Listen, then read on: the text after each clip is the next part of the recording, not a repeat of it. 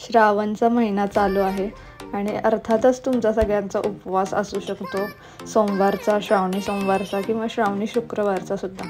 तर त्यासाठी काहीतरी गोड खावंसं वाटतंय आणि एकदम इझी पटकन असं क्विक होणारी साबुदाण्याची खीर जर आपल्याला बनवता आली झटपट, तर ती कशी बनवली हे आज मी तुम्हाला दाखवणार आहे. तर चला आपण सुरुवात करू. तर इकडे मी 4 कप दूध घेतलं आहे आणि 1 वाटी भिजवत घातलेला साबुदाणा घेतला. तर हा साबुदाणा रात्रभर पाण्यामध्ये टाकून भिजत घातला. तर 4 कप दूध टाकल्यानंतर त्याला उकळी आल्यानंतर आपण जो 1 वाटी साबुदाणा घेतला होता तो ॲड करायचा. साबुदाणा छान मिक्स करून झाल्यानंतर 1 उकळी आल्यानंतर आपण त्यामध्ये साखर ॲड करायची. तर मी इकडे 2 छोटी वाटी साखर ॲड केली आहे. तर तुम्ही 2 मोठे टेबलस्पून साखर ॲड करू शकता.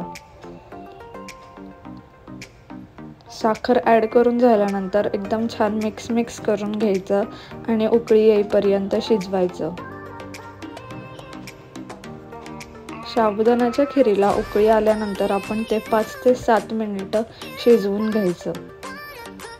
साबुदाण्याची खीर, आता तो साबुदाणा आहे तो असा छान पारदर्शक झाला पाहिजे आणि साबुदाण्याची खीर अशी घट्ट झाली पाहिजे मस्त. तर तुम्ही इकडे बघू शकता दूध थोडंसं आटायला सुरुवात झाली आहे छान. आता आपल्याला जर ड्रायफ्रूट्स आवडत असेल तर आपण ते टाकूया. तर मी इकडे इथे चारोळी टाकलेले आहे आणि 2 ते 3 काजू बदाम घेऊन ते थोडेसे कोर्सली ग्राइंड केले आणि ते यामध्ये टाकले. तुम्हाला ड्रायफ्रूट्स आवडत नसतील तर तुम्ही हा पार्ट स्किप पण करू शकता, पण ड्रायफ्रूट्स टाकल्यानंतर खूप छान लागते ही खीर. आणि फक्त मिक्स करून 5 ते 7 मिनिट उकळी आणल्यानंतर ही खीर घट्ट होते आणि तुम्ही इकडे बघू शकता एकदम मस्त अशी साबुदाण्याची खीर ही रेडी झाली आहे. अगदी 10 ते 15 मिनिटामध्ये ही खीर एकदम क्विक होते. तर तुम्ही ही साबुदाण्याची खीर एकदा नक्की ट्राय करा आणि मला कमेंट सेक्शनमध्ये सांगा तुम्हाला आवडली का. जर तुम्हाला माझा व्हिडिओ आवडत असेल तर माझ्या चॅनलला लाईक, शेअर आणि सबस्क्राईब करा. साबुदाण्याची खीर इकडे मस्त रेडी झाली आहे. तर मी इकडे मस्तपैकी ग्रीन कलरचा पिस्ता टाकून त्याला डेकोरेशन केलं आहे. थोड्याशा केसरच्या पाकळ्या पण ॲड केल्या.